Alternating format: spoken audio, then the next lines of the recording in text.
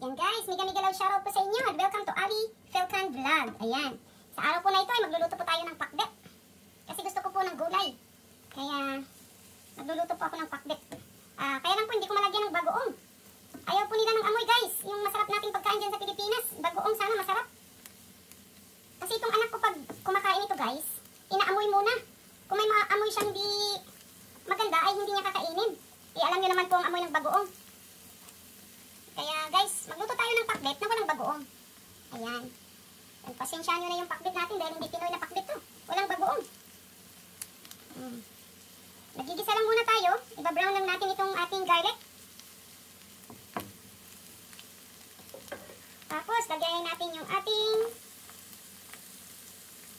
onion. Ayan. Nilakihan ko ng apoy guys para mabilis yung pagluto natin. Baka 1 hour na naman ito. Premier pa naman ito. Ayan. Malakas na yung apoy guys para madaling maluto. Ayan. Dapat matapos ito sa 5 minutes ha. Putol-putulin ko na lang to. At idugtong-dugtong. Ayan. Kasi may hirap pong habang video ay.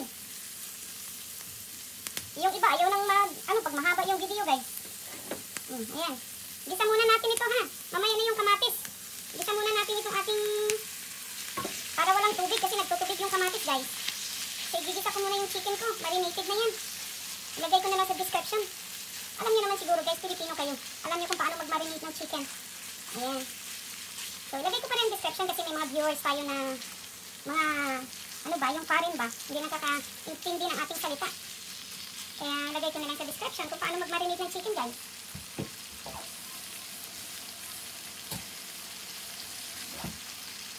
Marinated na yung chicken natin. Gigisa lang natin to para mawala yung niya, yung rank ba ng chicken. Kaya kailangan siyang mag-dry muna. Makuha-kuha lang yung mga dugo-dugo niya. Marinate naman ito. So siguro, sasabihin ko na paano mag-marinate ng chicken. Mag-i-English spoken na naman tayo nito. Ayan guys, marinate your chicken with soy sauce, a little bit of sugar, olive oil.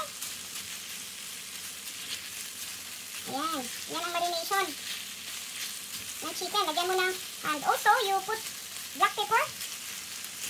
And what did I put? And chicken powder. Hindi na nakakalimutan ko guys. Yun po, pag nag-marinate kayo ng chicken, if you want to marinate your chicken, put chicken powder, a little bit of sugar, oil, ground pepper, and cornstarch. Ayan. So, i-fry mo muna guys, para mawala yung ano ba to? Para mag-change yung color ng chicken natin. Masyadong malakas yung apoy ko. Kaya nahalo ko ng kasi malakas yung apoy. Para mabilis yung pag-fry natin kasi puputol-putulin na naman natin yan. Baka mag 1 hour na naman ito guys. Wala nang manunood yan pag mahaba yung video mo. Ayan, nag-dry na yung chicken natin. Wala na yung nag-change na yung kulay niya kasi ayoko yung natitingnan ko na hindi nag-change ng kulay ng chicken. Ay. Ayan, nag-change na po yung kulay ng chicken natin. Ayan, gisa-gisa lang muna guys. Adjust nyo ang fire. Kasi ganyan lang guys, pag nagigisa, tinatakpan ko pa yan para gisado talaga bago ko ilagay yung aking mga ingredients. Mga ingredients ko po, kailangan ko talagang yan. Lutuin muna. Ganyan ang paghawak. Dishwasher. Kunin muna natin yung takip. Tinatakpan ko pa yan guys, pag nagisa ako, yan. Putulin ko muna ha, idugtong na lang mamaya. Ayan guys, balik tayo. After ng 3 minutes. Ayan. Ganyan ang gusto ko. Igigisa ko muna. I fry it on ginger. With ginger, garlic, and onion. Nakita nyo naman kanina guys kung paano ko inumpisahan. Yan, gusto ko yun makita ko na naigisa ko ang aking chicken bago ko ilagay ang tomato. Ayan. Hindi ko nang ilagay ang tomato. Walang bagoong ito guys ha, kasi ayaw ng anak ko. Ayaw niya ng amoy ng bagoong. Ayan, nilagay ko na po yung aking tomato. So, lagay ko na rin ang aking mamaya ko na ilagay yung iba. Pakulo-kuloin muna natin ng konti. Takpan uli guys. Mga 5 minutes siguro. Takpan at medium heat lang ha. Huwag lakasan ng apoy. Baka masunog. Tingnan nyo.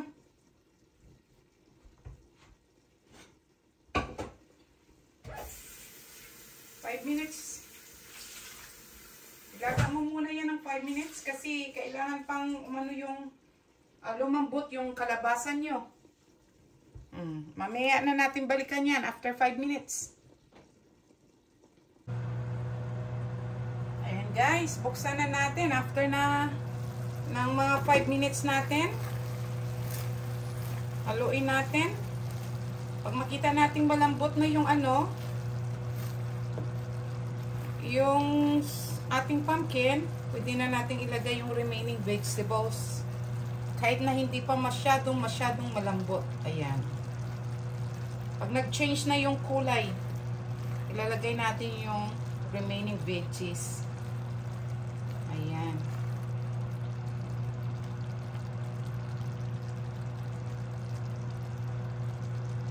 Alam mo guys, masarap ito pag nilagyan nyo pa ng oyster sauce. Kaso lang, ang anak ko ayaw po niya. So, lutuin ko na lang ito according to their taste.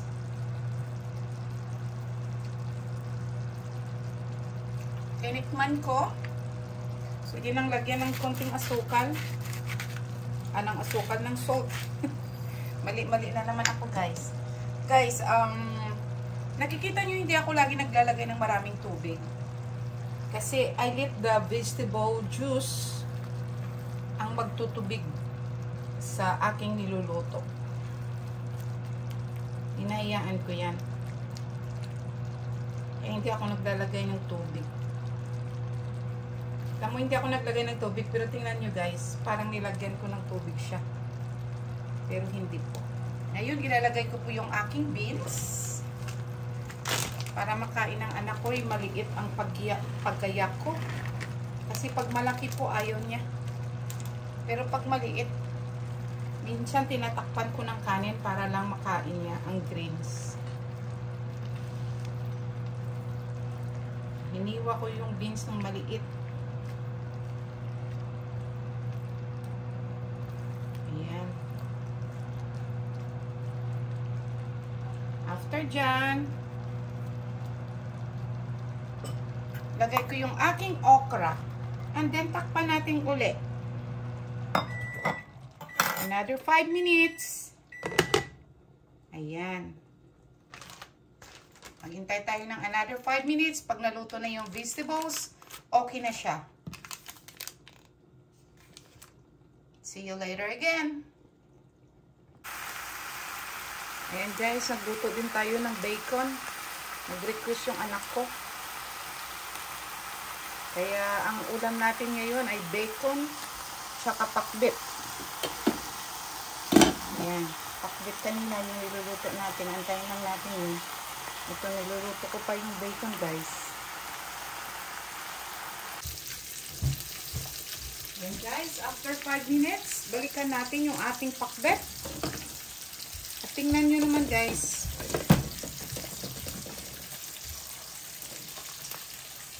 Ayan. So, in this time, at this moment, hindi mo na pwedeng takpan yan kasi luto na yung vegetables. Yan. So, ayaw mo namang ma-overcook yung vegetables mo guys ha. Kaya, huwag mo nang takpan. Ilaga mo na lang siya. Tingnan mong mabuti. Ayan. So, luto na yan guys. Luto na yung ating vegetables. So, natikman ko na yan kanina. Okay na yung lasa. Ganyan lang kadali guys ang magluto ng pakbet. mabilis pa sa kidlat. Ayan. Okay, antayin ko na lang muna yung aking bacon doon sa kabila. Ayan, oh. Niluluto ko yung bacon para sa anak ko. Ayan, kasi gusto niya mag-bacon, guys. So,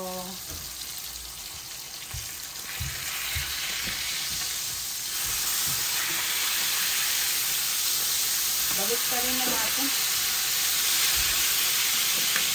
Ang daming mantika ng bacon, guys. It's not healthy. Kaso lang gusto ng anak ko, kaya nagluto ako kahit konti.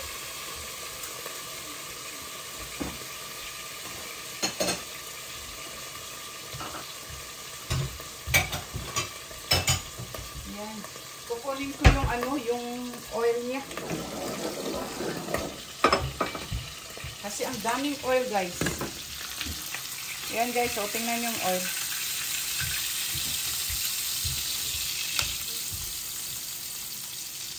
Yan. Daming oil ng bacon, guys.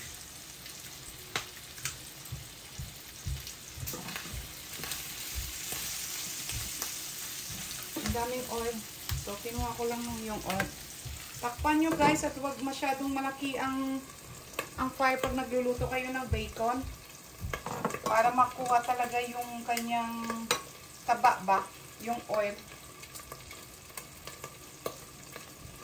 Yan, luto na yan. Luto ng ating pagkain, guys. God bless you na.